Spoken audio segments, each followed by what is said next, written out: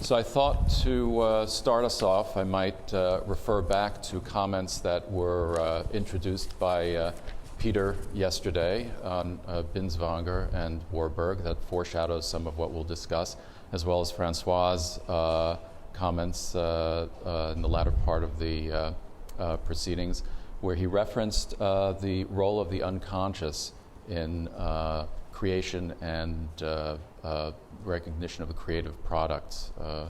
So if either of you would like to start, and we'll take it from there.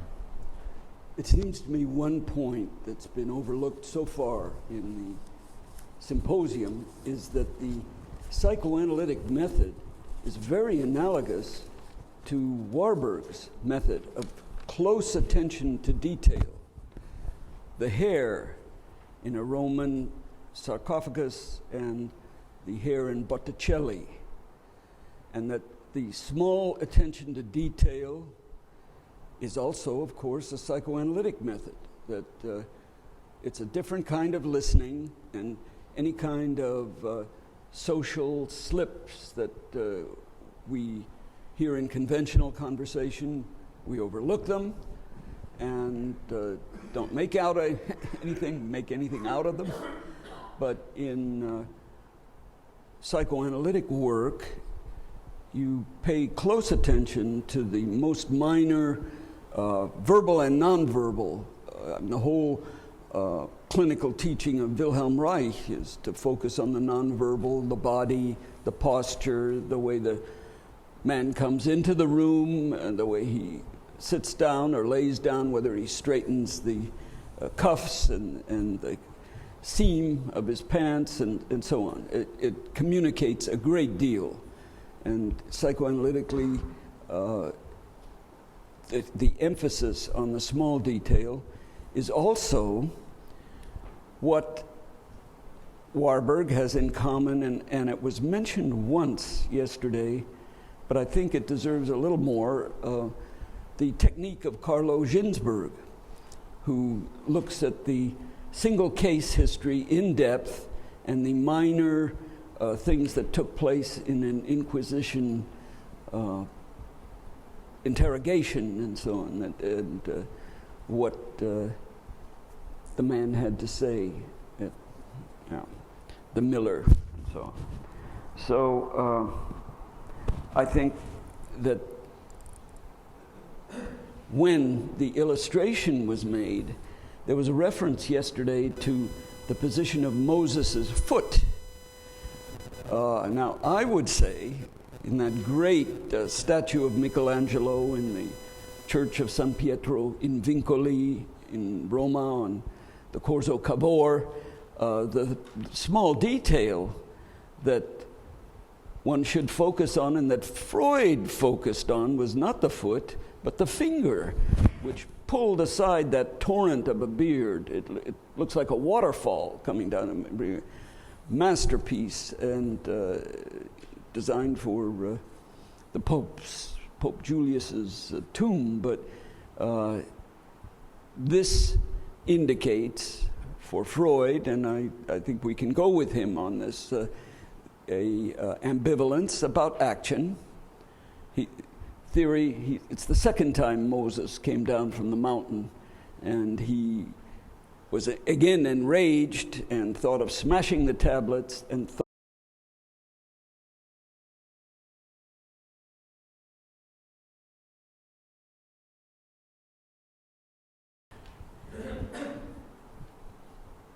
I think is not a coincidence. It's time specific. From there, I would say that the fearful, and the big thing that I'm not really hearing is the demonic, bestial, blood-consuming that Warburg feared, that came out in his psychosis, murders,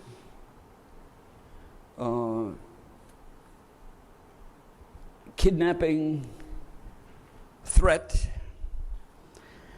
And I think that there's been a decline. I think Freud was right in Civilization, Its Discontents, 1930. There's been a decline in civilized, and that really should be put in quotation marks, civilized behavior, just as when he writes about civilized sexual morality and modern nervous illness, he's mocking it. And that civilization by 1930 was in danger, and he says so, this is explicit verbis, is in danger of destroying itself.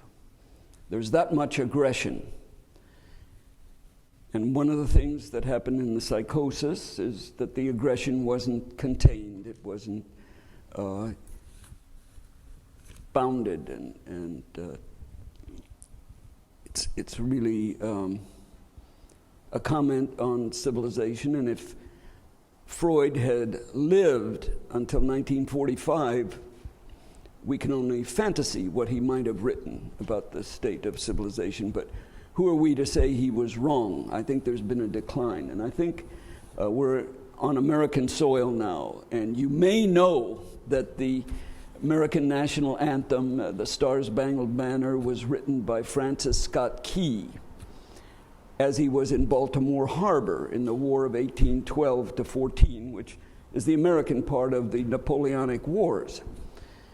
And he was not a prisoner, he was on a truce ship with a British admiral and a British general, and he had gone down on this truce ship to free a certain Baltimore physician which he got out of British captivity. And they were watching the bombardment of a Fort McHenry, and the British admiral and general said, now you've been with us, you've dined with us, and we can't let you go back because you now know our plan for invading Baltimore, that we're going to bombard the fort and then make a landing and try to come in on the east side and so on. And so they held him captive during this night in which he watched the bombardment. And those are the words of the Star-Spangled Banner. But there's a level of civilization there between adversaries at war that, they treated him well. He had to be held for an extra day for this reason. And there's a level of civilization in the American Revolutionary War when you read in the letters of Thomas Jefferson. He was governor of Virginia at the time, and he invited British captive officers to dine in Monticello. And there's a nice exchange of correspondence where they thank him for his graciousness, and he said, we may have countries who are at war, but we can still be civilized to each other. We've had a debasement, really, it seems to me, of values, and I think that the Warburg picture is very much a part of that.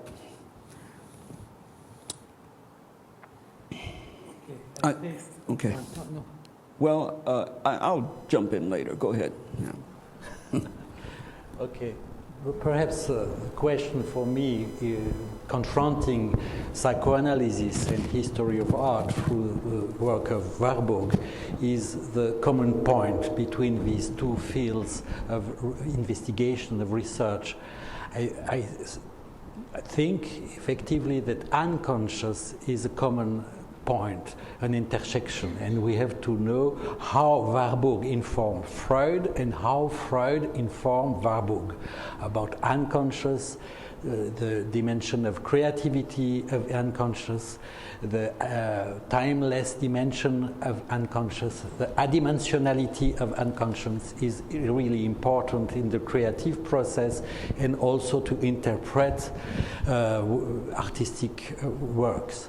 But today, in this morning, I think the question, very difficult question, is the place of psychosis in the process of thinking of Warburg. I am a psychoanalyst and a psychiatrist, and it's difficult to speak about psychosis of Warburg that I didn't know him. I have no clinical interview with him. I have only his work. Freud said about Schreber that it was possible to read the psychosis directly in the text of the President Schreber. We don't need to see the patient, but I think it's difficult because as a psychoanalyst, we have always the risk to be specialized in the prediction of the past. It is an important message to have the history of Warburg work, to look at it from Mnemosyne, for example, Nachleben, or the Atlas, and so on, and to use the creativity, the scientific creativity of Warburg to interpret this strange moment between 1918 and 1924. When he was first in Vienna for psychotic breakdown, and after he was in Binswanger clinic at Kreuzlingen near Zurich. And we have access today to the description of everyday life of Warburg in this clinic, and it was very ill, very difficult moment of his life. And how can we make a relationship between these data of the clinical state of Warburg and his mental illness, and also to make a relationship with his thinking in art investigation?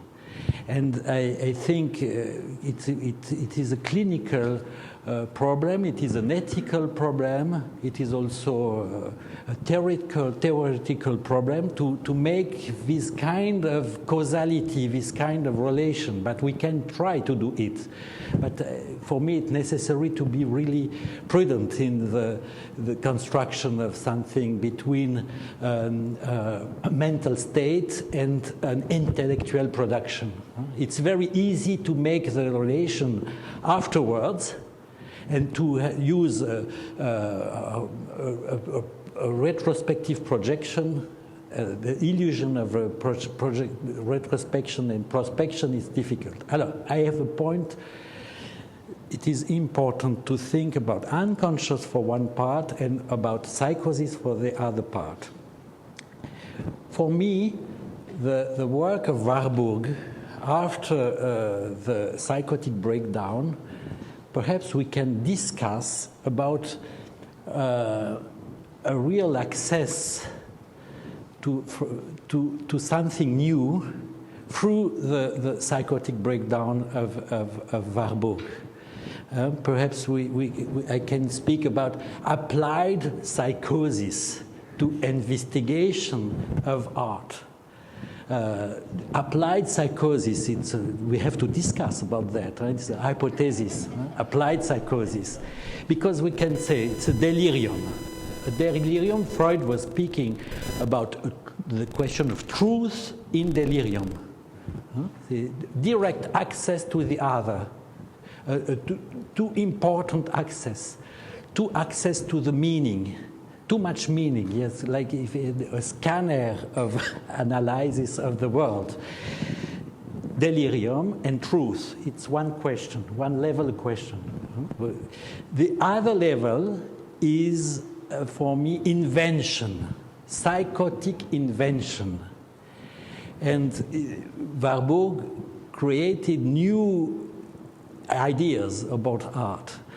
It was perhaps inventions, but these inventions finally were revealed to be discovery. And for me to find how to associate delirium and truth, invention, why not, psychotic invention and discovery is a very important field of investigation. There are some mathematicians, we can speak about Nash, for example. We can speak about Newton, why not? We were people with these strange borders, strange limits between invention and investigation. When an invention and discovery. When an invention became a discovery. It was, for me, an important question about Warburg. Really getting at the heart of I think a dialectical question that runs through much of psychoanalytic thinking about, is there a dialectical relationship between psychosis and creativity, disorder and order, entropy and organization? Exactly. We can say that for artists, it is perhaps well known, better known. Artists with psychotic problems have a creative, or they lose completely the creativity, or they have a possible creativity. But here we are speaking about scientific creativity in a psychotic thinking. And I think it is a great question for us, for psychoanalysts, but also to think the relationship between the process of creativity. For historians too. I think what you stated very well, and within psychoanalytic history, there's something of an anticipation of that, say, in Ernst Kriss's Regression in the Service of the Ego. And it's very interesting to think how close Kriss was to the Warburg School, and how important it was to him. And just to follow up on some of the comments here, in the work that I've done in studying Warburg's ideas, and also Fritz Zoxel's ideas in comparison to Freud and to Kriss. What strikes me is not only an intersection in idea and theory, but a kind of methodological intersection that Peter also was referring to. I was interested first to see how psychoanalysts interpreted culture. Then I was interested in seeing how the interpreters of culture were using psychology. And Warburg was absolutely crucial in this. And one idea I think that Warburg was advancing, so to speak, without putting it this way. He talked about the afterlife of antiquity, but the return of the repressed. And that this was an idea, right? An attitude or an interest of those in psychology and culture in the early 20th century that could bridge what they were doing. Warburg, what interested me and then in Warburg is not only the idea but the methodology he was pursuing before his breakdown. And what I found interesting was this, that the very close attention to detail. When you read Warburg's essays, and don't, before sort of expanding upon the content of his ideas or theories, but just the methodological approach of his essays, how extraordinarily careful he is in building an argument. I mean, excessively careful. And it's very, I think, interesting to point out, because as we're talking about him, we were talking about very large universalistic conceptions that stretch across time and borders that were very important to him, and that psychology was key to establishing this. But in his own essays, how interested he was in particularities and being able to cite the source of almost every single proposition that he was making. And so he could argue, it's God is in the detail, right? Was one of his phrases, right? He could also say the devil is in the detail, but his was God is in the detail. Also, his idea that within the image is an accretion across time. What attaches to the image is as important as the final product that we see. And that Warburg didn't follow this as much as, say, Zoxel did. I mean, Zoxel was very taken by the idea that you could trace these accretions and sort them out in an even more detailed analysis. And of course, Warburg thought that the image was, in fact, a kind of action. That to do art was repeating an action, the action that was portrayed, and that it was a step from ritual, which was too close to something that was further from it, more symbolic. And he was very careful, and he saw the images, he saw images not only as documents, in the way we've been talking about it. But he saw it was essential to apply documents to an understanding of the image. And so when he was in Florence, he was not only looking within the churches at the images, he was going into the archives, the family letters, the family correspondences. And he was key to developing a method of studying art through the patrons, through patronage, through study of pageantry and ritual at the time. And to come back to the point I began with, before the breakdown, he is so careful to establish this context, that the context was both an advance in methodology for interpreting the image, but almost a way you can almost feel him trying to keep composed, trying to keep these ambivalent, right, conflicting issues he's dealing with, both within himself and culture, to find this balance. And it's fascinating to read his scholarly method as a way of a sort of trying to keep himself together. And moving forward. And then comes the stage, right, where invention and investigation suddenly merge. Perhaps Yeah. I can say something about your argument, because it seems to me very important. When it was in Jena and after in Binswanger Clinic at Kreuzlingen, he has this problem that was very important for Binswanger, the flight of ideas. And too much meaning, everything in relation to everything, and to have a too big access to the meaning. And I ask me about the process of healing of Warburg. And we can say that the question of the details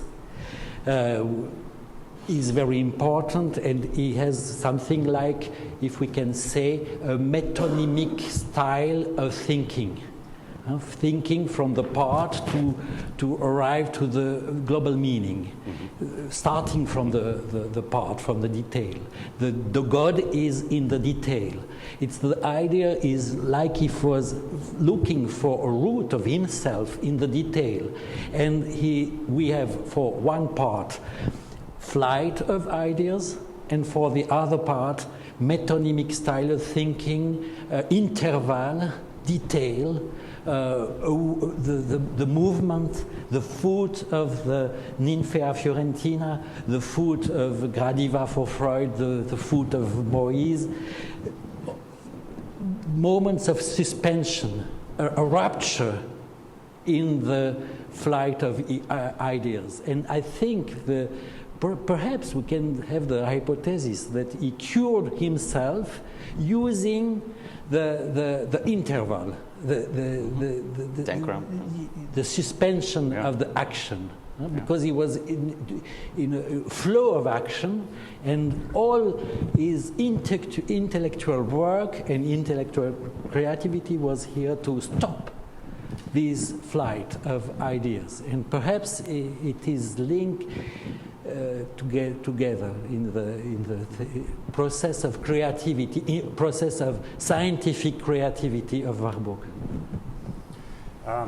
Within this frame of mind of trying to find parallels between artisan and psychoanalysis, I would like to introduce a third term, which I think is absolutely crucial, and that's historiography. I think that both complicates and expands the whole frame of what we're discussing, because it's precisely historiography that is the analysis of the art historical text in this case, which is a form of analysis or even a psychoanalysis. And what I find very, very interesting in this case is that the art historian himself in Kreuzlingen becomes an object of analysis by a psychoanalyst, namely Binswanger, who not only analyzes him, but also his writings. We know that he had read, before he heard the Kreuzlingen famous lecture on the snake ritual, he had read carefully his works. He mentions Luther in his correspondence, which was just published in 1920, 1 year before he arrived in Kreuzlingen. In a later letter, he mentions the Sassetti essay of 1907. And from certain comments, we definitely understand that he had read the dissertation on Botticelli. I'd like to bring one example, which is Binswanger's comment after Warburg gave his lecture on the images of the Pueblo in 1923. And his comment was rather dismissive. He was very critical that the lecture was almost chaotic in its structure.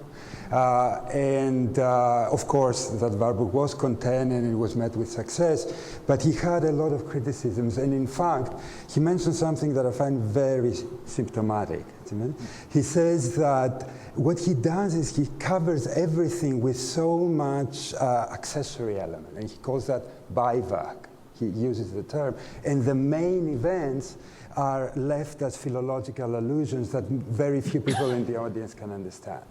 I think that's the most ingenious diagnosis that Binswanger ever had of Warburg, beyond his mental condition, but of his own work, even if he's critical and negative, because that's precisely the core of Warburg's logic. That is to bring the accessory or the detail, as we said, that is so much used in psychoanalytic interpretation to the very center of interpretation. But of course, he's right to say that things are covered by accessories. But, then we can start asking ourselves, what's precisely the function of these accessory elements, both in Warburg's historiography, but also in Freud's analysis. For example, that to me, if I can make a parallel, functions similar to the role of screen memories. Images that appear again and again and cover the main facts, and yet the only access we have to the main facts are the screen memories, and we have to go and move through them. And usually there are certain details. The image of the little botanical specimen flower, which is connected to all these different things, and to the flower bouquet that Freud went to give his wife, to the little book that he had seen in a bookstore, and finally to opium and cocaine, which is the main effect. But we would never have gone there without the image of the little flower, right? So I'm thinking, what if we think of images in these terms in art history? Right? And see what appears as an accessory element that covers things can also reveal them. Oh no, it's an excellent discussion, because it's also a discussion about a lesson of clinic. To treat a psychotic breakdown, it's not only to put it away, but to use the solutions of the subject. And here, with detail, historiography, context, all these kind of things, we can postulate that Binswanger used that to treat Warburg, not a treatment putting away the symptoms, but a treatment using the solution that open the symptoms of the patient.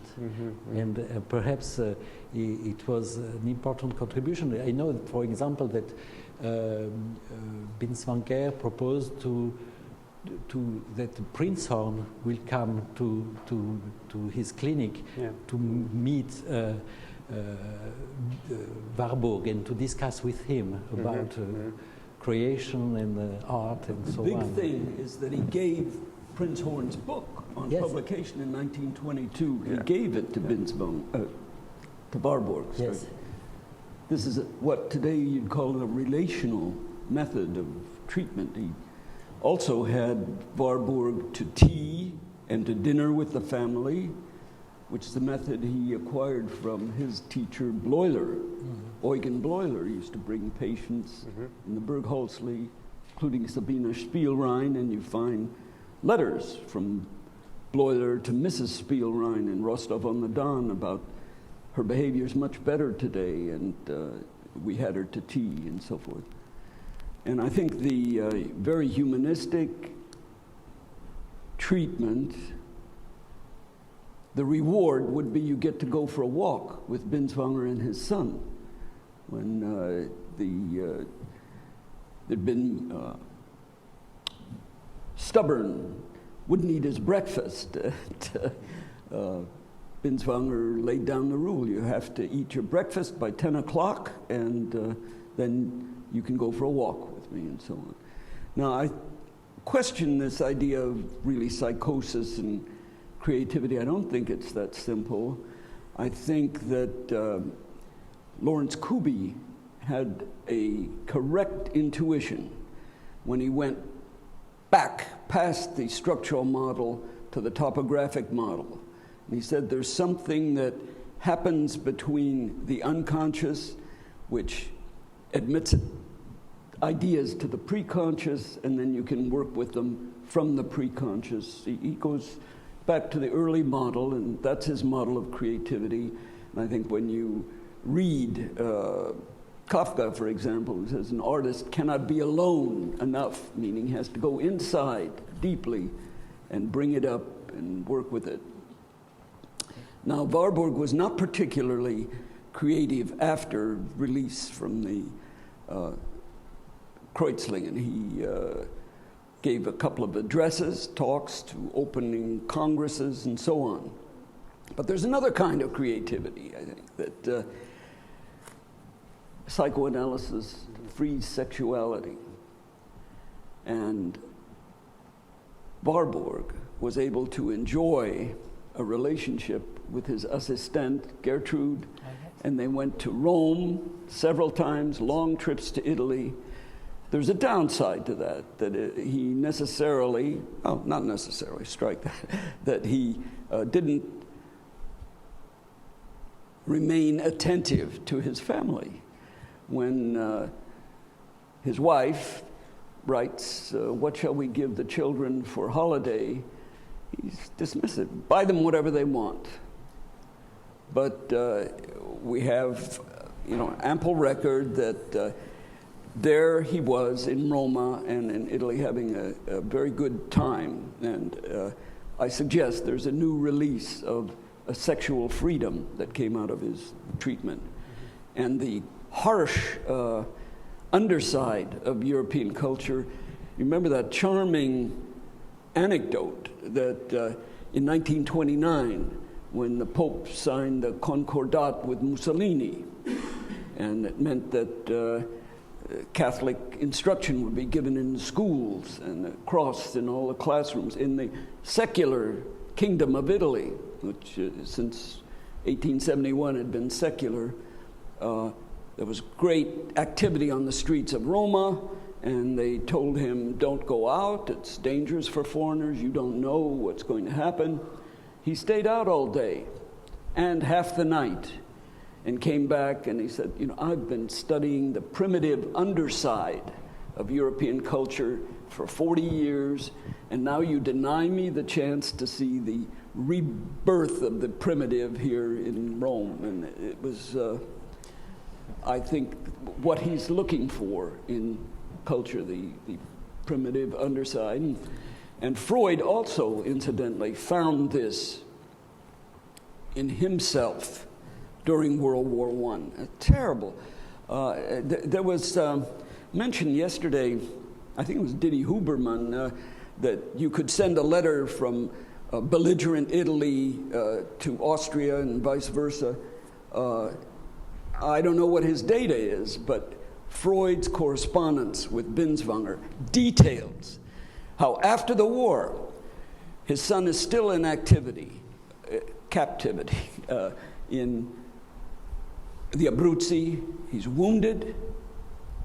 He's in a hospital. He's lost his pack. And Freud cannot communicate with him. All they had was a postcard from the Red Cross. And so Freud writes to Binswanger. It's a long correspondence about this. You are in neutral Switzerland. You can get money to him. Please help him. And in fact, Binswanger did that, sent 500 Swiss francs to Martin, and we have Martin's memoirs, where he said, due to my father's excellent international connections, I was able to buy drinks for all the other prisoners. And so, now, that's the ego functioning of a very good father. But in himself, Freud discovers You remember the dream, which he, fortunately for us, the interpretation of dreams is something that he revised and added to. It's in the chapter on wish fulfillment in dreams. He has a dream of 1919.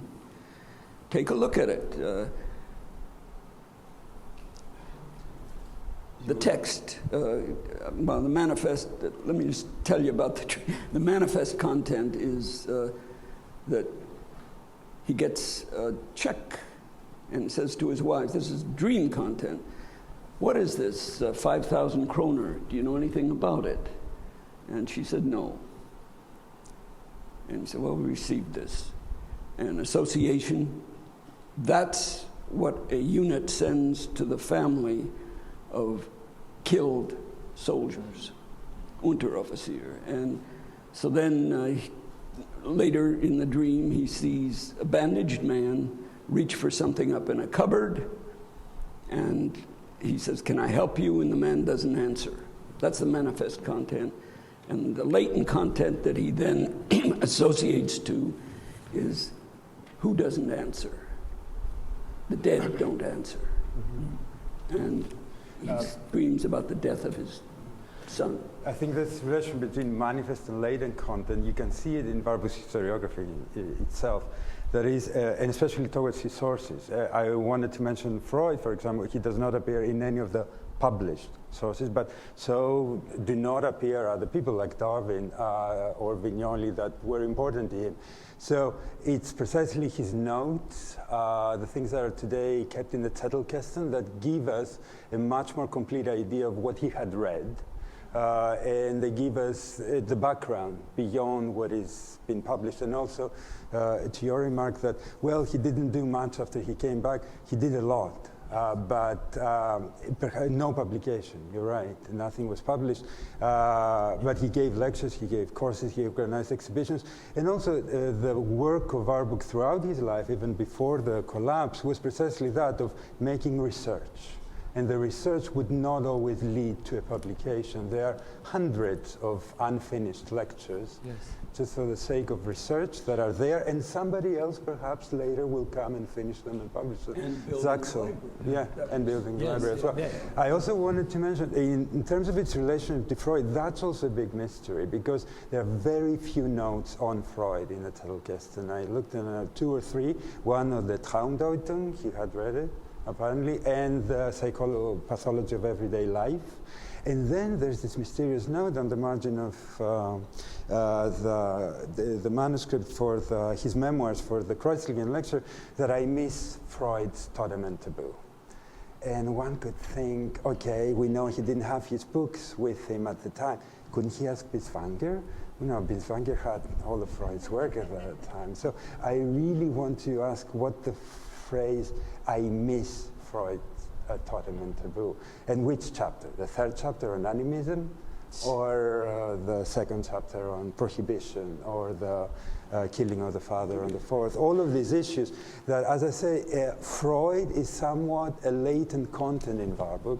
That's why we were also happy when Didier Berman's book came out and made these connections manifest at that time. And I think the relation to psychoanalysis is important there. But that's, I would say, the latent connection to all sorts of different authors and writings is an element of Warburg. And also how he converts everything. I would not call Warburg either like a Freudian or a Darwinian or anything.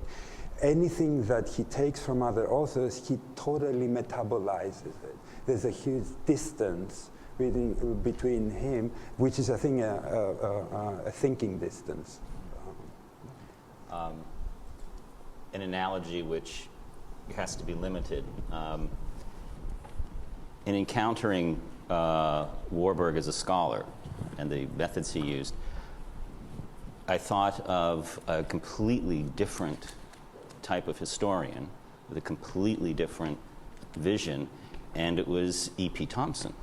Only because once E.P. Thompson was asked, how would you define your method as a historian? And his answer was, anything that works. And I think that sums up E.P. Thompson brilliantly. That was his mindset.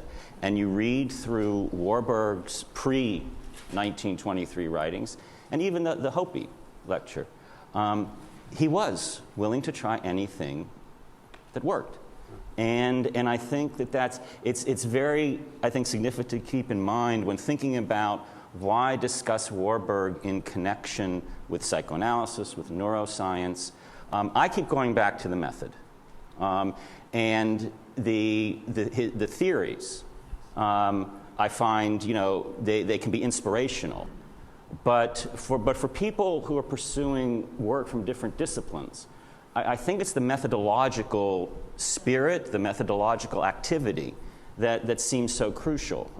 When he says, God is within the detail, when Freud talks about the importance of detail, I also think, for example, of a neuroscientist, right, Eric Kandel, who in Search of Memory described that, his methodology was one cell at a time.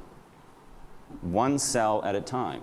And that's not so far removed from Warburg and that early 20th century approach. One detail at a time. Now, what Warburg found in this sort of detail of the nymph, right? I just add to follow up on where there can be intersection in instinct theory. Warburg also found death in the nymph. Not just the sort of return of the repressed, but death. And I think it's possible to compare, for example, what he was doing in interpreting Botticelli with what Freud was doing in the theme of the three caskets, and interpreting the fates, and interpreting especially Cordelia in the end. That this too, Shakespeare was Renaissance in that sense. And Cordelia, is in a sense Freud's nymph, as Gradiva was. And Cordelia is death.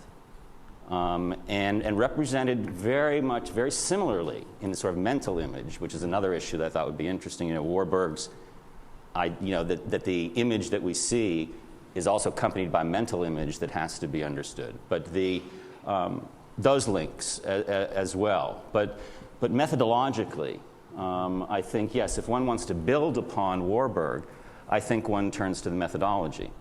But that's speaking from someone who comes at it as a historian, and neither an art historian nor psychologist. I wonder if you'd agree that the Kreuzlingen lecture, the method, presages Fernand Braudel and the method we call Anal today. The environment, the climate. That's very, yes, there's elements of that. Yeah. It's the first time that you use the term Umwelt, right? Which is very 1920s time. Well, I think that it's an important field of research in this conference is a research conference, a research seminar. We have to work about it. Because it's not for me important to know if Freud was before or Warburg before, or if Warburg knows Freud and so on. But we have the same questions at stake in the same moment and in different fields of research. It's something very impressive for an historical point of view. Why you have simultaneously Freud, why not de Saussure for the question of the meaning in Geneva. You have Schoenberg changing completely the music. You have Cézanne in painting. You have a simultaneous change in different fields, and for me it's very surprising, very strange. Even if they don't know them between, and I don't know, for historical point of view, what is this kind of simultaneity? Roland Barthes had the idea of encounter between different intellectuals living at the same time, discussing what will be the discussion between, we have to create the discussion between Freud and Warburg about detail. If you create a fiction, they come together. It's not me and you. It's Freud and Binswanger and Warburg discussing about the function of metonymic thinking in the analysis of detail in clinic and history of art. We are in this kind of situation. The other question, yes, that was presented about totem and taboo. I miss my totem and taboo. Is fascinating, and my association would be to murder. It's the murder of sons, and then the murder of the father, and this is something he was very obsessed with. Saturn. And I mean, the outbreak of the psychosis was getting a pistol in Hamburg, 1921, 18 actually, but it's not a country that had the Second Amendment and weapons all over the place. And he was afraid of murders, of his family, of himself, and so on. Totem and taboo, it's a wonderful gem. The other question about your precedent discussion is the fact that for me, I had the impression, like you said, that Warburg, after the breakdown, after the clinic of Binswanger, between 1924 and the death in 1929, had a very important creative work. Afterlife, redivivus. Exactly. Reanimated. Yes, I have the impression of that. It is a second life. And that the library, the mnemosine, all this research we discussed yesterday was very central after this experience of psychosis. But what you see is a kind of condensation of the themes. He goes back to the earlier themes, even the Botticelli and others, and condenses, and I don't want to say systematizes. Somehow he puts together in the Mnemosyne Atlas, etc., all of these themes that come back with Ovid, Botticelli, and others, and some new ones, such as Northern Renaissance and Baroque art that he never had touched before. Right. So he revisit his but also, own work through with a new point of view. I want to mention one other detail in the Kreuzlingen lecture. There's one word that comes up, and it's the only pathological one, and it's the term schizoid. In the very second page, right, of the published text, when he says that to us, and that's a critique, I don't know whom he means us, the Westerners, his audience, etc., the dual practice between fantastic magic and sober purposiveness seems to be the symptom of a cleavage. But to the Indian, this is not schizoid, and he uses the term schizoid, but the sign of an endless communicability with the environment. Right? So this is one time, and I don't know to whom he refers that. The Indians, himself, it's one of these really dramatic moments that his own state and the state of an entire culture that is considered schizoid. And that's his accusation. This is not schizoid. And that also sounds less Warburg and more, I would say, Binswanger of the phenomenological era, right? The endless communicability with the environment. That's not Freudian. No. Right? Freud would consider the feindliche Umwelt, the hostile environment that we have to protect ourselves from. It's a very interesting remark, and perhaps you can say something about that through your work about Warburg, because I was surprised that in the beginning, and it is also present in the letter of Binswanger to Freud in November 1921, for Binswanger, Warburg was a schizophrenic patient. In the school of Zurich, Burgelsli, he looked him at a pre-senile delirium and something like a schizophrenia. And after the consultation of Kraepelin in 1923, I think, Kraepelin said it's not schizophrenic, it is an endless flight of ideas, a mania. He said it is a mixed maniaco-depressive state with a very good prognostic. And after this diagnosis of Kraepelin, the vision of Binswanger about Warburg changed completely, and the evolution of like if it was a change of paradigm. suddenly a change of paradigm for Binswanger, for the clinic, but also for Warburg himself. And it is why it is very good that they prepared this book about the different documents with the idea of endless healing. It's a flight of ideas. The flight of ideas become an endless healing.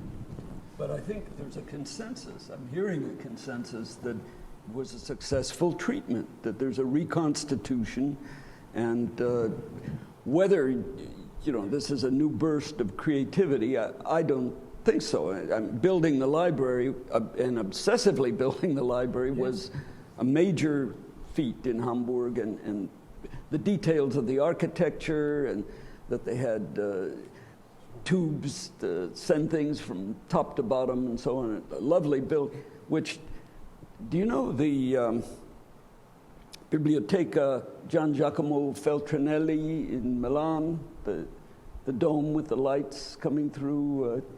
That's what it reminded me of, the photographs that we've seen.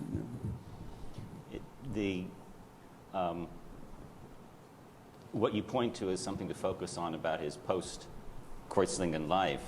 It's interesting also to think about in light of the library, because Warburg in the library was to create a kind of community, so to speak, for himself that he could not create for himself in the outside world, and maybe began to, very, very late and too late in the 20s. But when you think about how he thought of that library, and the phrase he used to describe his principle of organization, the good companion. When you think about Warburg's scholarship, and then that term, put books next to good companions, that's a very different attitude now. And it's not unscholarly, but it's an idea of what he's doing through his scholarship that is sort of a search for kind of community. That by putting these books together, he's in some way putting the people together, and that he's communicating with them, and it should be good companions. And that makes it natural, not artificial. And to use the word natural to describe what Warburg does is very difficult at that time, because it is so, because his search for composure is so complete. But there in the library, right, this community that he creates for himself, one has to try to imagine, what you can imagine what it might have felt like. But I think any scholar would be able to appreciate that. That's something that doesn't distance us from Warburg. And one more point having to do with how one finds, again, in the method, an access to, or at least a way of thinking about his sort of relationship to the world and to himself. When Warburg goes in search of the documents, when he goes in search of family documents and business documents, he reads the accounts. He's reading the bank, the business accounts and the family memoirs.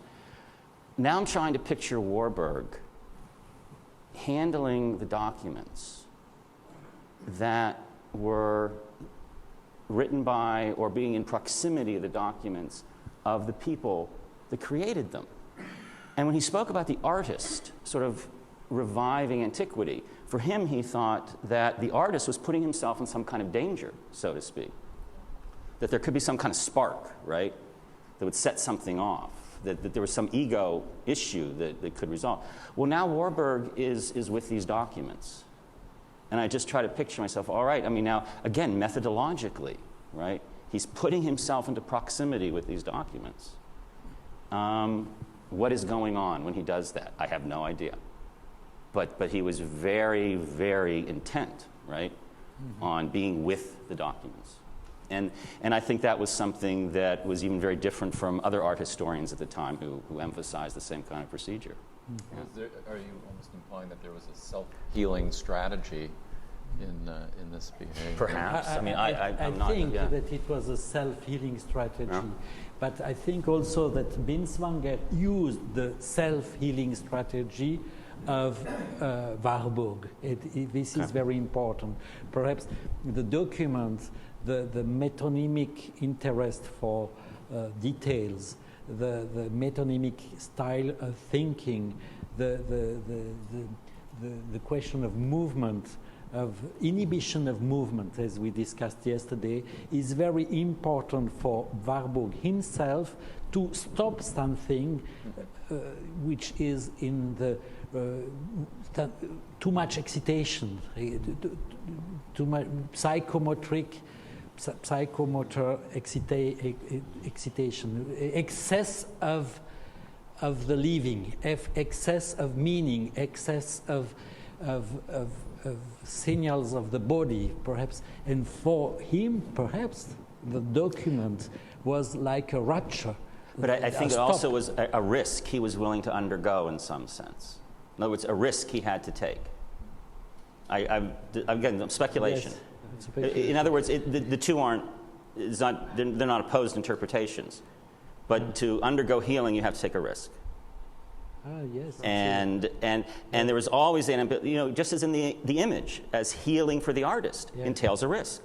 Yes, okay. And the risk that the artist took, he's taking with the documents. Or I'm completely wrong and off base. Reflection about treatment of psychosis. Because to use the solution of the subject, the invention of the subject, as it is for one part a risk and for one part an issue. And we have this difficult way, and I think it was really important in the strategy of Binswanger. I think in that question of dealing with documents, I think he treats both documents, papers, either historical documents or even books, contemporary books, and his encounter with people in the same way as encounters. For example, the first time he reads Darwin, he puts it in his diary. 30 years later, he's going in the front cover of the book and write that I read this in 1889, and when I first read it, I thought that's finally a book that helps me. So it's an encounter that he goes back to again and again, as if the book was a real person. Siegfried Weigel recently wrote an article about Warburg's reading of Darwin, and the next day, he was reading that for 2 days in Florence in the library. The next day he meets his wife for the first time. And he leaves Darwin because his notes finish, and he plays the Cicerone with Mary. So what does this mean? The most important book that I have read so far, and then the next day I meet the most important person in my life. I think psychoanalysts could, this sort of coincidence that happens at that time, and it's a periodic one. I even think, and somebody said it yesterday, he had to visit the Pueblo as if it was a document. In a way, and he reads them as documents. And in fact, it's sometimes when we look at the notes, we don't know some of his sketches of pottery, for example. Did he see that live, or did he see it from a book? Because he also goes to the Smithsonian and other sources to look at books, and so it's a scholarly research. And people, live people, real people, and historical sources somehow come together in literary sources.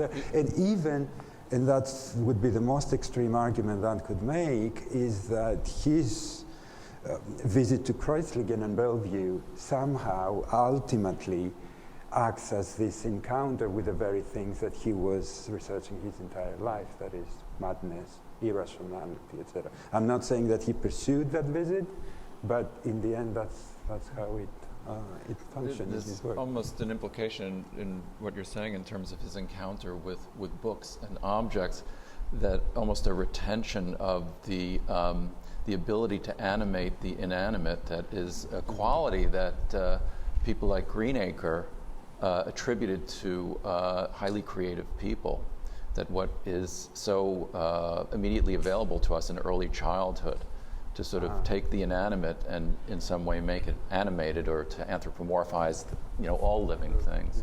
I would say even the relationship between the books that you mentioned, it's fairly, if not animistic, totemistic. That is, you have all the books on the snake, right next to the books on the eagle, and right next to another bird, etc., etc. So there are these totemic affinities and analogies between the books, which sometime you can rearrange in new analogies, right? Creating a new world by contiguity and not continuity.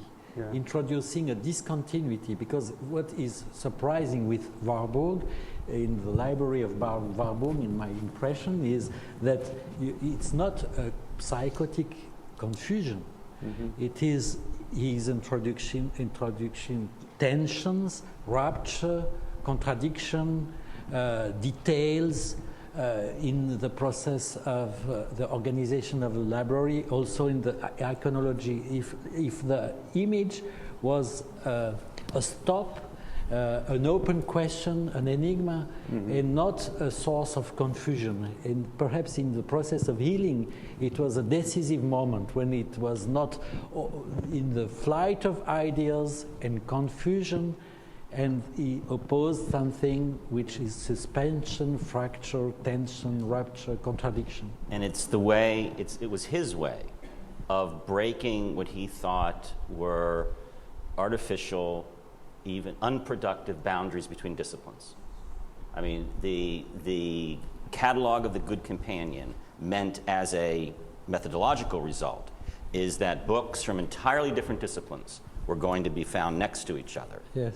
And to my mind, again, in a conference like this, that was Warburg's sort of truly kind of prescient step, that this is an alternative organization and we must begin to conceive of this interdisciplinarity at a time when he probably felt very constrained by that.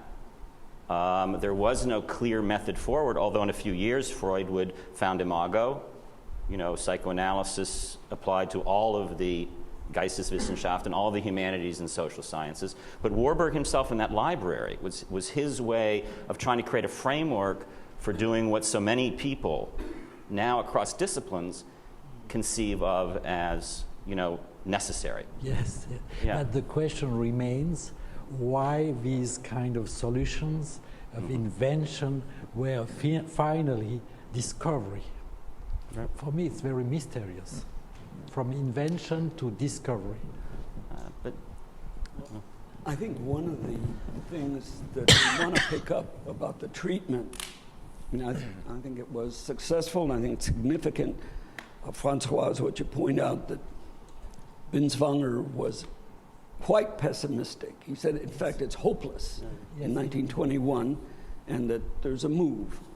Now, Freud and Bleuler told us, and there's a psychodynamic truth in it, that behind every psychosis, there's a kernel of truth. Something happened, something that we can get at if you listen properly, get into the phenomenological world of the patient, right?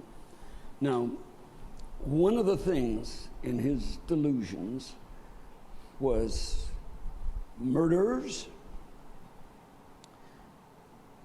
recounted briefly that he was very concerned. He had a big cartay of all the Jewish persecutions and the blood ritual murder in the Warburg archives. It's there.